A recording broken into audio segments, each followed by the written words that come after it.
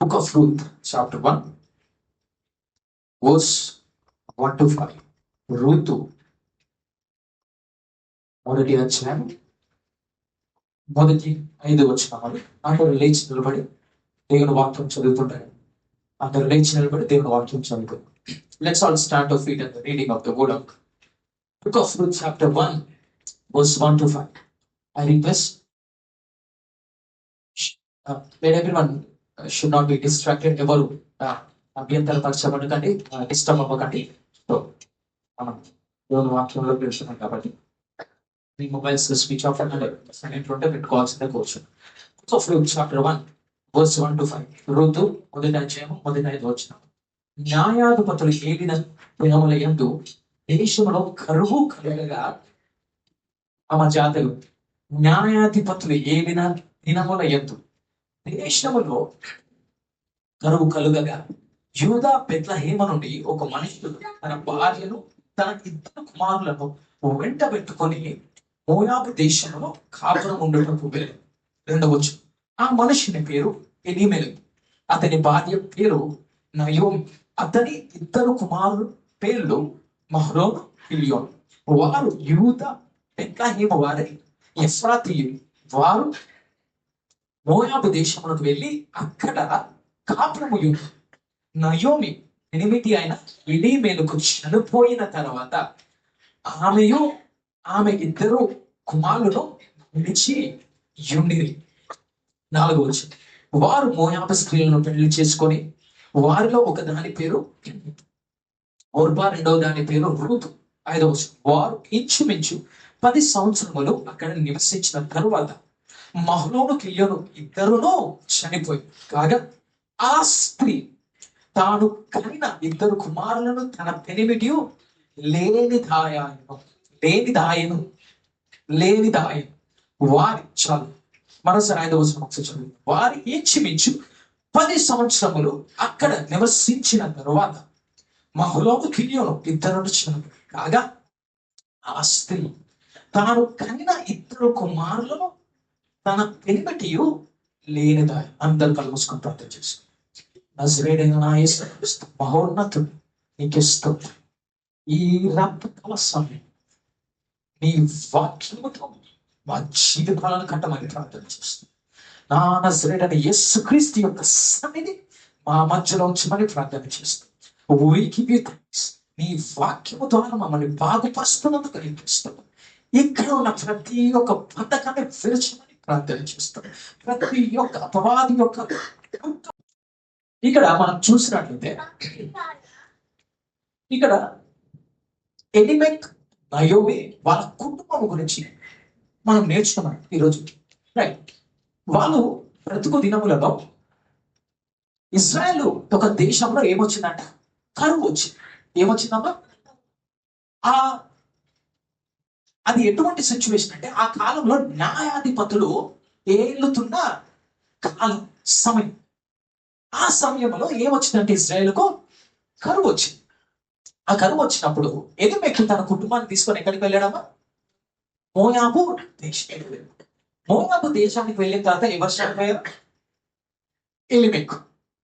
తర్వాత ఎలిమెకు కుమారుడు మోయాబు స్త్రీలను పెళ్లి చేసుకొని 10 సంవత్సరాలు జీవించి అదే మోయాబు దేశంలో మా 2 కుమారులు కూడా చనిపోయి చివరికి నయోమి అనే స్త్రీ ఒంటరిగా మిగిలిపోయి. ఇది స్టోరీ జరిగిన కథ. అయితే మొట్టమొదటిగా మనం గమనించాల్సింది ఏంటంటే ఆ కాలంలో ఇజ్రాయెల్ దేశానికి ఏమొచ్చిందమ్మా? కరువు వచ్చింది. కరువు అని చెప్పండి కరువు అని చెప్పండి. ప్రతి వ్యక్తి ఏదో ఒక సమయంలో కరువును అనుభవించకుండా తప్పదు. నువ్వు ఏ మానవుడైనా, నీకు ఎంత పెద్ద డిగ్రీ ఉన్నా, నువ్వు ఎంత పై చదువులు చదువు, నువ్వు ఎంత సంపాదిస్తున్నావు, నీ కంపెనీలో నీ పొజిషన్ ఏదున్నా కానీ కూడా ఏదో ఒక రోజు, ఏదో ఒక సమయమున నీ జీవితంలో కరువును అనుభవించక నా దేవుడు అభివృద్ధిని కలిగించే దేవుడు కదా. నా దేవుడు ఆత్మను అనుగ్రహించే దేవుడు కదా. నాకు దేవుడు ఆరోగ్యమునిచ్చే దేవుడు. మరి కరువు కూడా దేవుడి నుంచి వస్తుంది. దేవుడు సమస్తానికి అధిపతి, సమస్తానికి కర్తయ్య ఉన్నాడు.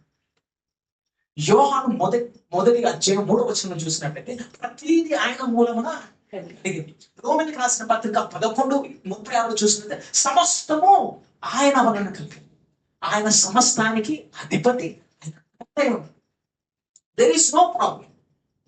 ఆయన అభివృద్ధి కలుగు చేసేవాడు. కానీ నీ జీవితంలో కరువు వచ్చినప్పుడు, నీ జీవితంలో అనారోగ్యం వచ్చినప్పుడు, what do you do? What do you do when the same God, అదే దేవుడు అభివృద్ధిని కలిగించింది, ఆరోగ్యం ఇచ్చింది, అదే దేవుడు నీ జీవితం కరువును పంపించింది, నీ కుటుంబంలో అనారోగ్యమును ఇచ్చినప్పుడు నువ్వు ఎక్కడికి వెళ్తావు? నువ్వు ఎవరితో నీ మొరని పంచుకుంటావు? దేవుడే నేను కష్టపాలు చేసినప్పుడు, దేవుడే నేను పిలిచినప్పుడు, నలిపినప్పుడు, తొక్కినప్పుడు,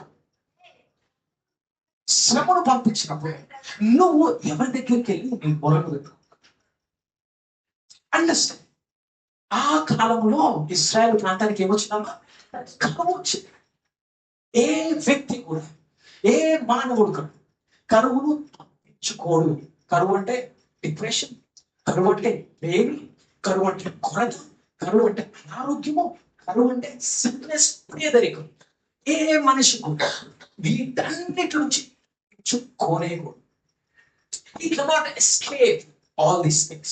తప్పించుకోలేదు. ప్రతి ఒక్క మనిషి ఎక్స్పీరియన్స్ ఆల్ దీస్ థింగ్స్.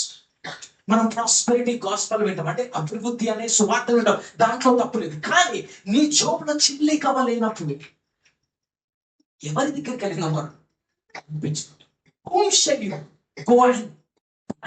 నువ్వు ఎవరి దగ్గరికి వెళ్ళి ఏడుస్తావు? దేవుడే కరువు పంపించినప్పుడు నువ్వు ఏ దేవుడి దగ్గరికి వెళ్ళి నువ్వు మొదలు? What do you do when famine hits your family?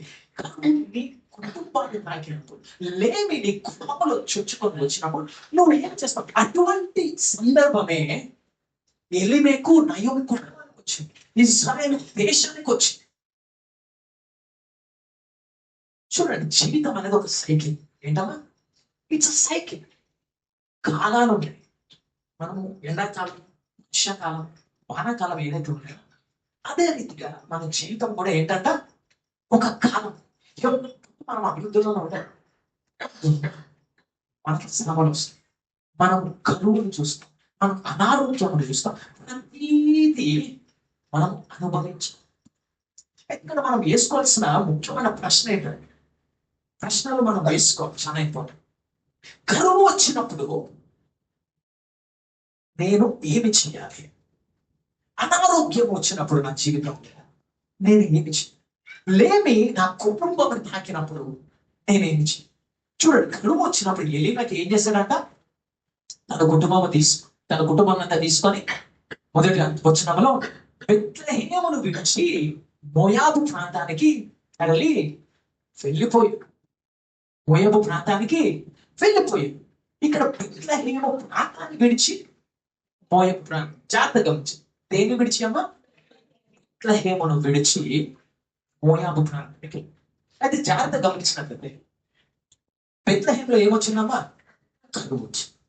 కరువు రావడం ద్వారా ఆయన ప్రదేశాన్ని వదిలి మోయాబు దేశం. బెత్లెహేముకు అర్థం ఏంటంటే ఎగ్జాక్ట్ ఏంటమ్మా? రొట్టెల ఇల్లు, అంటే హౌస్ ఆఫ్ బ్రెడ్, అంటే రొట్టె కలిగిన ప్రదేశం, ఇల్లు. మరి ఆ రొట్టె కలిగిన ఇంటిలోని కరువు వస్తే నువ్వు ఏంటికి వెళ్ళావు? మీకు అర్థమవుతుందా? రొట్టె కలిగిన దేశంలోనే రొట్టె లేదా? ప్రతి ఒక్క వాక్యం జాగ్రత్త జనం. బెత్లెహేము రొట్టె కలిగిన గృహము.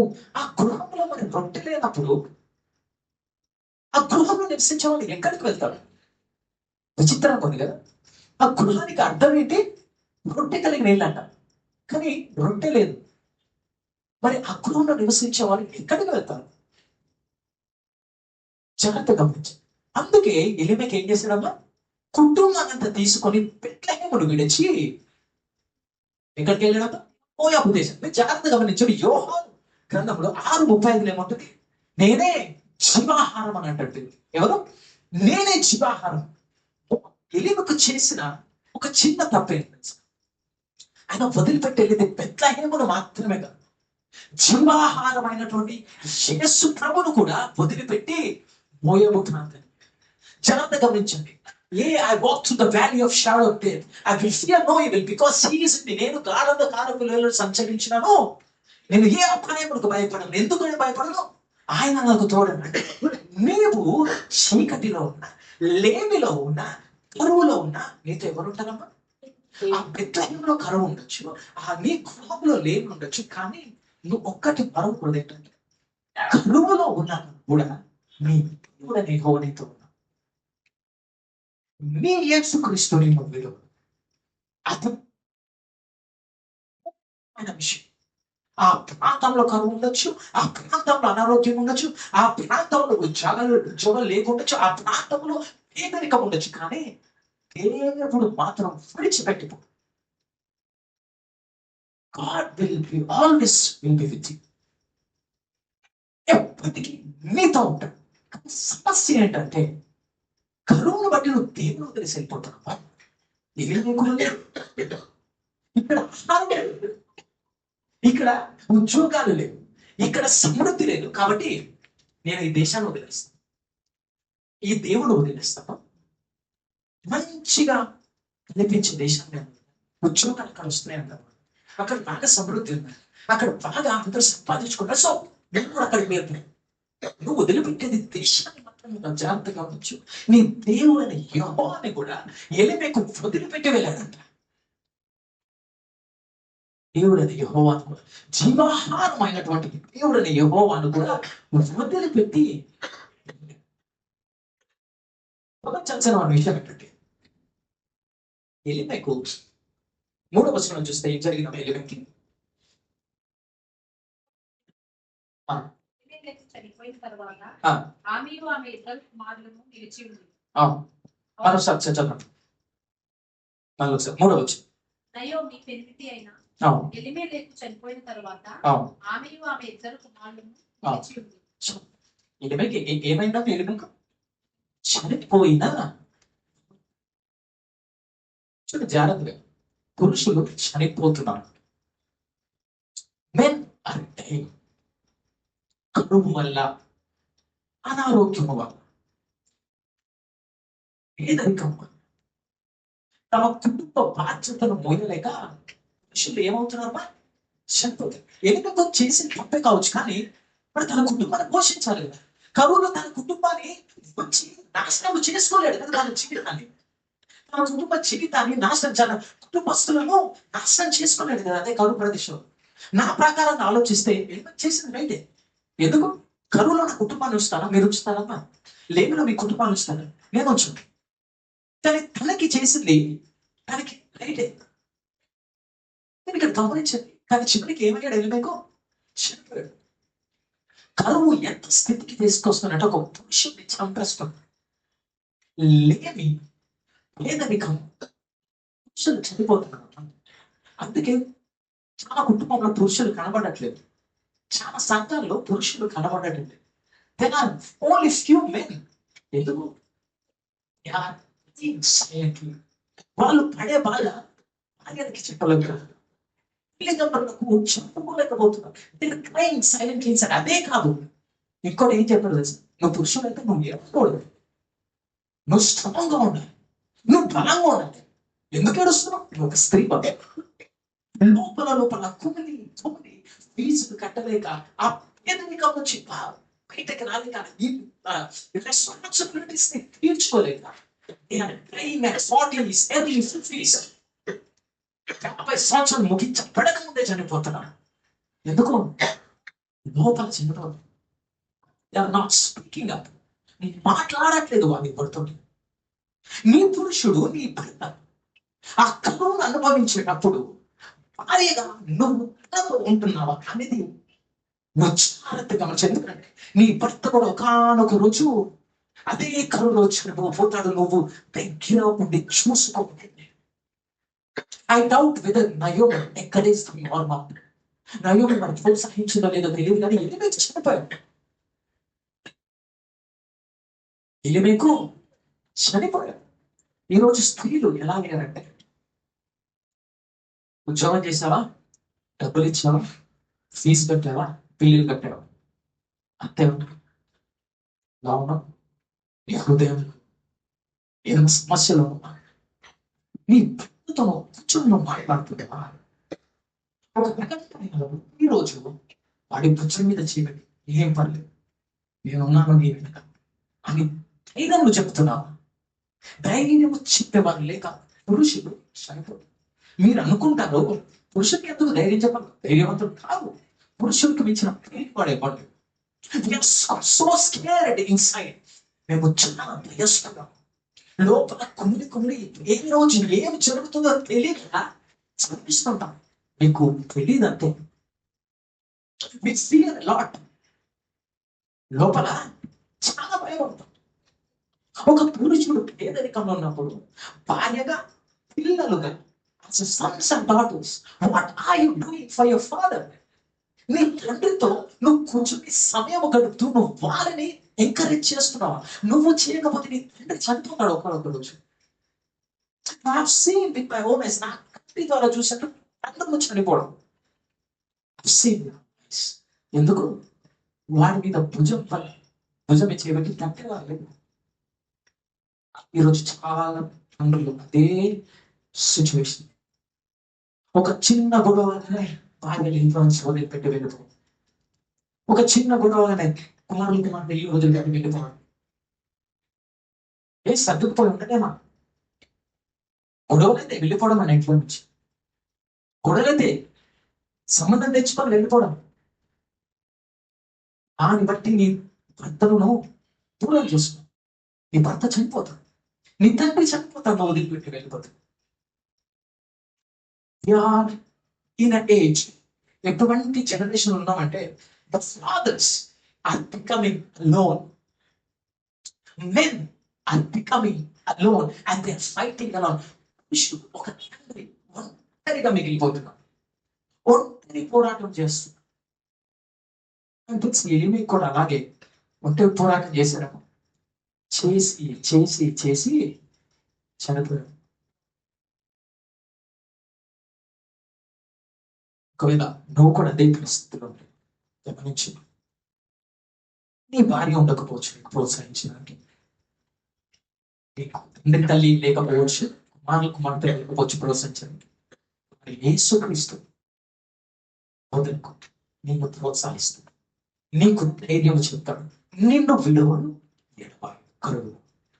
యేసుక్రీస్తుని పట్టుకో, ఎందుకంటే నువ్వు ముఖ్యమైన స్తంభము నీ కుటుంబానికి. ఎలిమెకు చనిపోయినట్లు నువ్వు చనిపోకూడదు. హల్లెలూయా. ఎలిమెకు చనిపోయినట్లు నువ్వు చనిపోకూడదు. ఇక్కడ ఒక చిన్న విషయం మనకు గమనించాలి. ఇక్కడ అద్భుతమైన విషయం ఏంటంటే, ఈ కరువులో ఇటువంటి సమస్యలను మనం ఎదుర్కొన్నప్పుడు మనము దేవుని మీద ఆధారపడి జీవించడానికి నేర్చుకోవాలి. ఎవరి మీద? దేవుని మీద ఆధారపడి. ఎలిమెకు చేసిన తప్పు అదేనమని నేను భావిస్తాను. కేవలం అతను బెత్లెహేము వదిలిపెట్టి వెళ్ళడమే కాక దేవుని కూడా వదిలిపెట్టాడండి. అయి ఉండొచ్చు కదా. ఎందుకంటే మరి వేరే కుటుంబాలు ఎందుకు బెత్లెహేము నుంచి వచ్చేసాయని చెప్పి రాయబడి లేదు. కేవలం ఎలిమెకు ఒక కుటుంబం గురించి ఎందుకు రచించబడింది? ఏ కుటుంబాలు ఎవరు వదిలిపెట్టి వెళ్ళలేదా బెత్లెహేము నుంచి? ఎప్పుడైనా అలా ఆలోచించాడు? ఎలిమెకు ఒక్క కుటుంబం ఎందుకు బెత్లెహేము నుంచి వదిలిపెట్టి వచ్చారు?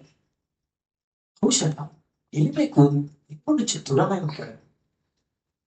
బహుశా దేవుణ్ణి దూరము చేసుకున్నాడు. దేవుడి మీద ఆధారపడకుండా ఏదో మోయాబు దేశం మీద ఆధారపడడం ఆరంభించాడు. నువ్వు ఎవరి మీద ఆధారపడి బ్రతుకుతున్నావు? నీ జీవితాన్ని ఎవరికి ఇస్తావు? ఒక పురుషుడిగా, ఒక స్త్రీగా కష్ట సమయంలో ఉన్నప్పుడు నువ్వు దేవుని ఆనుకొని జీవిస్తున్నావా? పేదరికంలో ఉన్నప్పుడు నువ్వు ఎవరిని ఆశ్రయిస్తున్నావు? బ్యాంక్స్ ని ఆశ్రయిస్తున్నావు? లోన్స్ కోసం బ్యాంకుల చుట్టూ తిరుగుతున్నావు, దేవుడి చుట్టూ తిరుగుతున్నావు, మనుషుల చుట్టూ తిరుగుతున్నావు. ఎవరైనా సాయం చేస్తారు? ఎలిమెకు మోయాబు దేశం వైపు చూడడం ఆపండి. మోయాబు దేశము వైపు చూడడం. మోయాబు దేశం అనేది శపించబడ్డ దేశం. వాళ్ళు చేసే క్రియలు మంచివి కదా, ఎందుకంటే విగ్రహాలు. అందుకే దేవుడు యెహోవా ఏం చెప్తాడు, మోయాబు స్త్రీలను మీరు వివాహం చేసుకోకూడదని ఆజ్ఞాపిస్తారు. మోయాబు మీద నువ్వు ఆధారపడినావు. మోయాబు అంటే ఈ వరల్డ్ సిస్టమ్ అన్నమాట, ఈ లోకానుసారమైన వ్యవస్థ.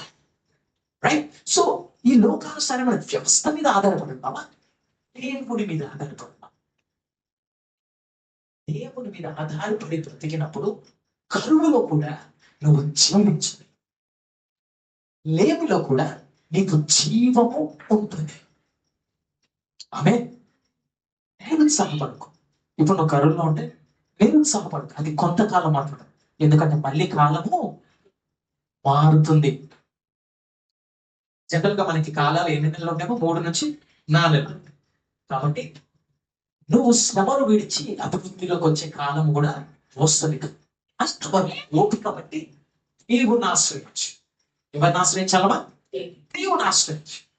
అయితే నువ్వు ముందుకు వెళ్తే ఏం జరుగుతుందంటే, నయోమి ఎలిమెకు భర్త చనిపోయిన తర్వాత తన కుమారులు కూడా చనిపోయి ఆ స్త్రీ ఏమైందమ్మా, ఏది దేనిదాయను అని ఉంటుంది.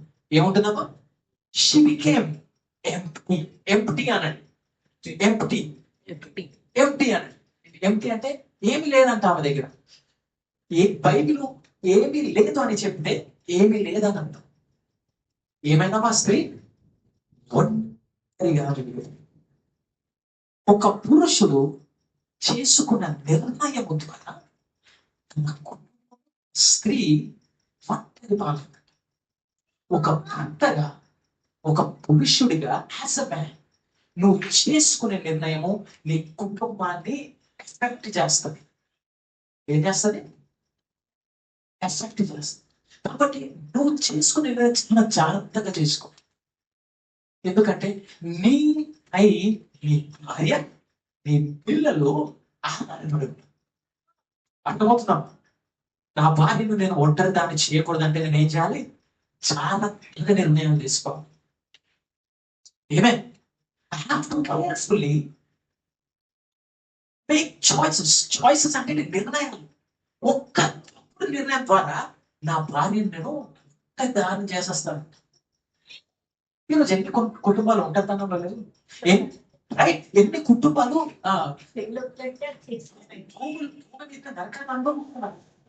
భూమి మీద నరకాన్ని అనుభవిస్తున్నాం.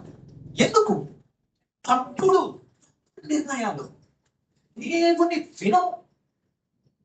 నాకు తెలిసి ఎలిమెకు దేవుని విని ఉండాల్సింది. ఏ దేవుడు మాట్లాడా? Yes, you will speak. నీకు ఒక నిర్ణయం తీసుకునే కన్ఫ్యూజన్ స్టేట్ లో ఉన్నావా?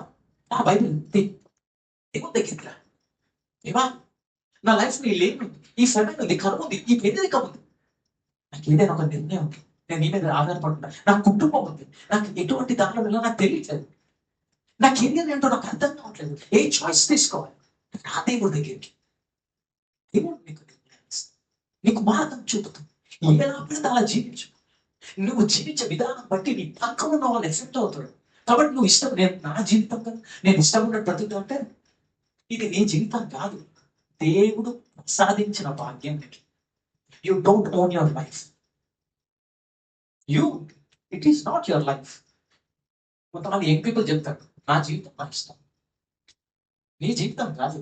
It is not your life that you can do anything that you want to. It is God's life. దేవుడు ఇచ్చిన జీవితం. దేవుడు భిక్ష పెట్టి నీకు ఎంతమంది చనిపోవట్లేదు. ఈ ఒక్క అరగంటలో చాలా మంది చనిపోతుంది. నువ్వు ఇంకా బ్రతుకున్నావు అంటే దేవుని కృపవల్ల. కాబట్టి నువ్వు తీసుకునే ప్రతి నిర్ణయం దేవుడిపై ఆధారపడి తీసుకో. అయ్యోని ఒంటరిదై మిగిలిపోయి జాగ్రత్తగా, ఇది వాక్యం. దేవుడు ఎలాగైతే అభివృద్ధి కలిగిస్తాడో అదే విధంగా లేమును కూడా కలిగిస్తాడు. ఏ విధంగా ఆరోగ్యం ఇస్తాడు అదే విధంగా అనారోగ్యము కూడా ఇస్తాడు. అనారోగ్యం ఉన్నప్పుడు, లేమి ఉన్నప్పుడు, సమస్తాన్ని కోల్పోయినప్పుడు నువ్వు ఎక్కడికి వెళ్తావు? ఎవరి మీద ఆశ్రయించుకుంటున్నావు? ఎవరిని ఆధారంగా జీవిస్తున్నావు? ఇది ఒక మనకు పాఠం. ఎలిమేకు యొక్క కుటుంబాన్ని మనకు పాఠముగా మారాలి. ఎలిమేకు చేసుకున్న చెడు నిర్ణయాల వల్ల తన కుటుంబం అంతా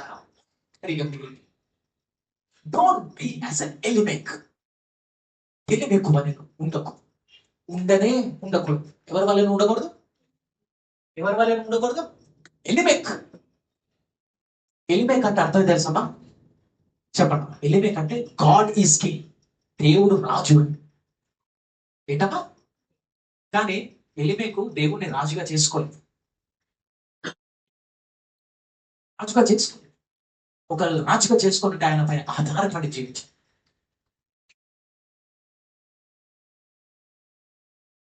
దేవుడు ఈరోజు దేవుడికి ఆధారపడుతున్న ప్రతిగా మైండ్గా you have to depend on. ప్రతి విషయం, ఫీజు విషయం, ఉద్యోగ విషయం, ఇంటి రెంట్ విషయం, కరెంటు బిల్లు కట్టే విషయం, అలా బిల్లు కట్టే విషయంలో, ప్రతి విషయంలో దేవుడిపై ఒక చిన్న సాక్ష్యం చదువు చెప్తాను. నేను ఇంటర్మీడియట్ చదువుతున్నప్పుడు సెకండ్ ఇయర్లో నేను 9,000 ఫీజు డ్యూ. ఎంత? 9,000 ఫీజు డ్యూ. కట్టడానికి చాలా కష్టం అంటే పిలిచారు కిందికి, లైన్లో వచ్చున్నాను. అందరూ వెళ్ళి ఫీజు తెచ్చిన వాళ్ళు, ఆలస్యంగా తెచ్చిన వాళ్ళు కూడా కట్టేస్తున్నారు. నేను లైన్లో ఉన్నాను. దేవుడు నాకు మాట చెప్పాను, దేవా నేను నీ పైన ఆధారపడి ఉన్నా, నువ్వు నా తండ్రివి, నాకు ఎక్కడ నుంచి తెచ్చి కట్టాలి నాకు తెలియదు. నా దగ్గర అప్పుడు డబ్బు లేవు, అమ్మ దగ్గర డబ్బు లేవు. ఉన్నదని తీసుకెళ్తాను. 9,000 కట్టాలి. దేవా నేను లైన్లో నుంచి, నువ్వే నన్ను చూసుకో. దేవుడు కాదు. నా టర్న్ వచ్చింది, ఫీజు డిస్ట్రిబ్యూట్. నా హాల్ టికెట్ నెంబర్ అడిగి హాల్ టికెట్ నెంబర్ చెప్పాను, ఫీజు అంత డీటెయిల్స్ చూసింది. నువ్వు ఎందుకు నుంచున్నావు లైన్లో? ఇక్కడ నేను 0 బ్యాలెన్స్. నువ్వు దేవుడి మీద ఆధారపడినప్పుడు నేను సుఖపరచరు. అదే కాక తను ప్రింట్ కూడా తీసిచ్చింది అక్నాలెడ్జ్మెంట్స్. యూ నీడ్ ఆ అక్నాలెడ్జ్మెంట్స్ తో paid 0 balance. Who paid? Till today I don't know who paid it at 9,000. ఈ రోజు వరకు నాకు తెలియదు 9,000 ఎవరు కట్టారు. జాగ్రత్తగా గమనించు. దేవుని ఆధారించు, నీ తండ్రిని ఆధారం చేసుకో. నీ తండ్రి ఎందుకు కట్టాలి నీ ఫీజు? ఆయన నీ కొడుకు అయితే ఆయన కట్టాలా? Depend on God. Depend on God for everything. ఈరోజు ఎవరిన చూస్తాను అక్కడ చాలా విసుగు వచ్చేస్తుంది. దేవుడి మీద ఆధారపడట్లేదు. దేనికి? You are not dependent on God. Learn to walk with God. When you walk with God, He will show you His goodness. తన మంచితనాన్ని నీకు చూపిస్తాడు. కరువులో నువ్వెంబడించు, లేమిలో